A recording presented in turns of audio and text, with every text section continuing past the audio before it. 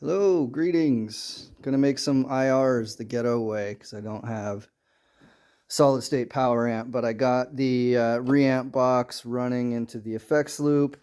I have the power amp set to loose, which I believe is the most neutral setting, and the master volume is pretty low. So I'm hoping that the power amp doesn't impart too much character. I got the mic where I want it. And basically, the setup is super bare bones. I have better pre's and converters on my PC, like the tower, but it's far, and I like the way the cab sounds in here. So, gonna use the Scarlett. Why not? Anyway, basically, it's just running out into the Scarlett and then into the ReAmp box through the Triple X, out the cab into the 57. I'm going to switch over to the screen capture and I'll show you guys the rest of the process. All right, so for my method, or not my method, but the method that I use Voxengo De-Convolver. I tried the method where you just record a little blip and that's your IR and you don't have to deconvolve it or anything. For whatever reason, I cannot get that to sound anywhere close to decent. So this is what I use. If the other method works for you, that's awesome, but it just doesn't seem to for me. Anyway, you just want to go here to test tone gen. 10 seconds seems to work pretty good for me. I always set it to mono, and then 24-bit and 48K is what I have my interface set to. So just go ahead and generate. I'm going to overwrite this one since I already made it earlier. And then once that is done, you just want to import it into your DAW. I already did, but I'm sure you can figure that part out without seeing it. If not, maybe you should try something a little bit more easy on the brain. Anyway, so what you'll want to do is just make sure that your output is set properly. I have it going out just output 1 with the master send disabled. So that output 1 is what my ReAmp box is hooked up to. Then you just need another track that's record enabled with the input of your microphone. That's all there is to it. I personally do an auto punch or a punch in so that it doesn't record extra. You can trim it out after the fact also. But that's pretty much it. You just hit record and it gets really loud and screechy, so cover your ears.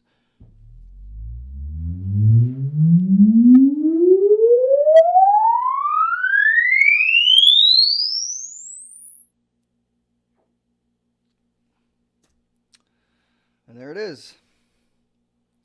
So once that is done, you'll just want to go ahead and find the file.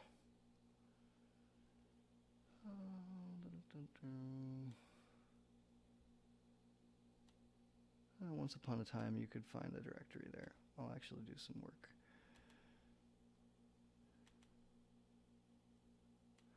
There it is. So open up your De-Convolver again. You already have the sweep loaded in, so now you need to load the recorded file. So I'll go to where it is. And it is this one. So I use MP transform. It just seems to work better when blending IRs. And I also use normalize. I don't use any of the low cut or high cut, although I'm sure it would turn out fine.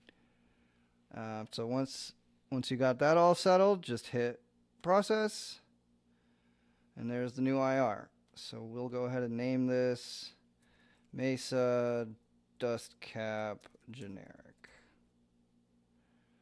So once that is done, just make one more track in your DAW. Go ahead and load it in if I could ever work my mouse. I'll load that guy in.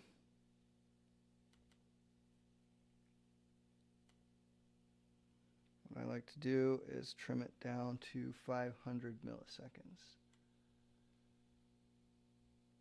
And take these little fades out. I don't think they're doing any good.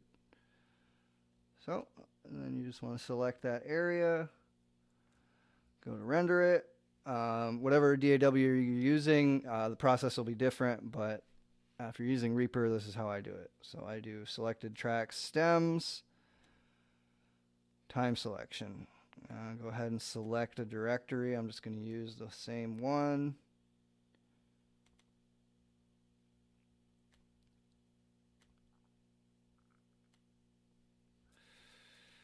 Mesa, dust cap, generic, IR. This naming is going to get confusing. I should get rid of that other file, but oh well. So go ahead and render it. Put ink. That's it. All right, so we're back at my main workstation here.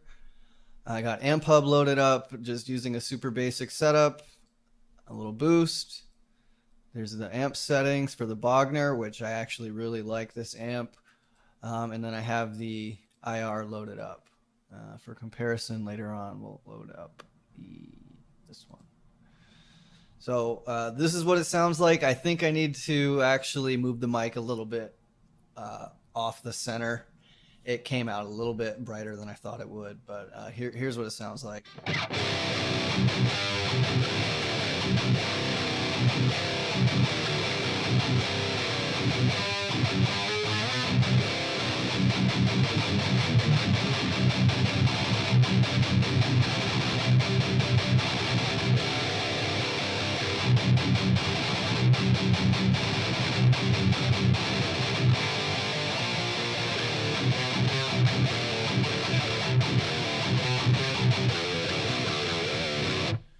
So yeah, I mean, it does sound okay. It's just I compared it to a couple IRs that I normally use, and it's significantly brighter.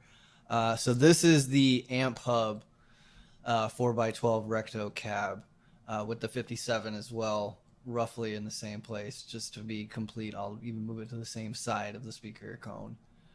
But this is roughly where I thought I had it. I might have had it closer to that without realizing it, but this is what Amp Hub's IR sounds like.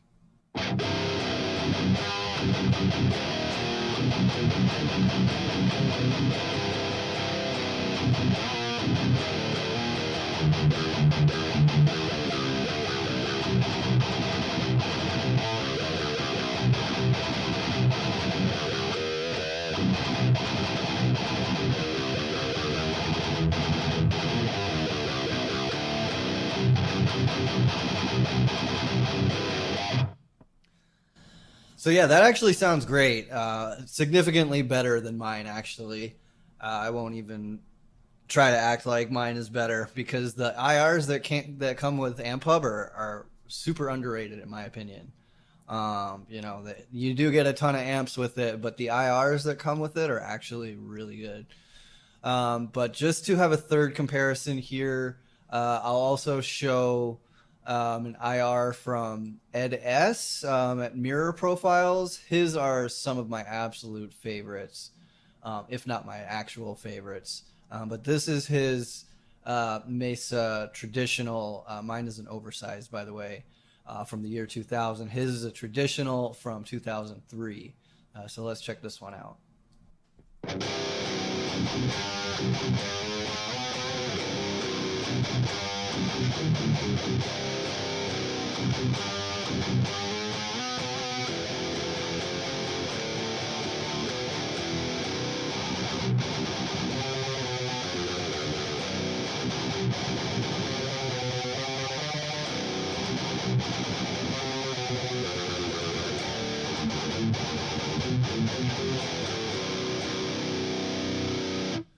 Okay, so that's actually a little bit brighter than I remembered. It might be closer to mine than I thought. Let's go back to mine.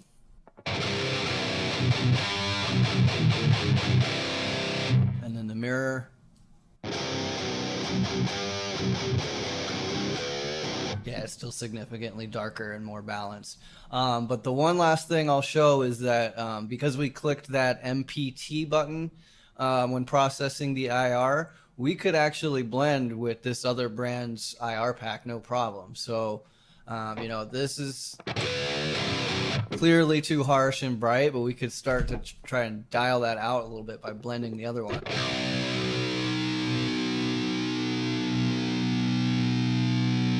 $69.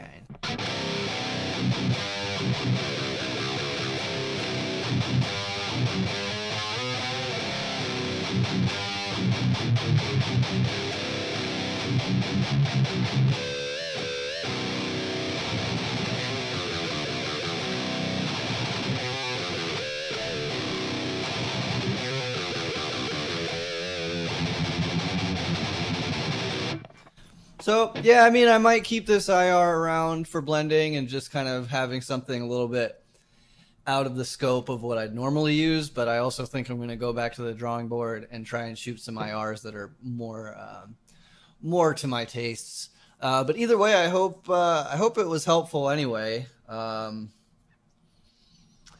Yeah, if you have any questions or comments, just let me know. Adios.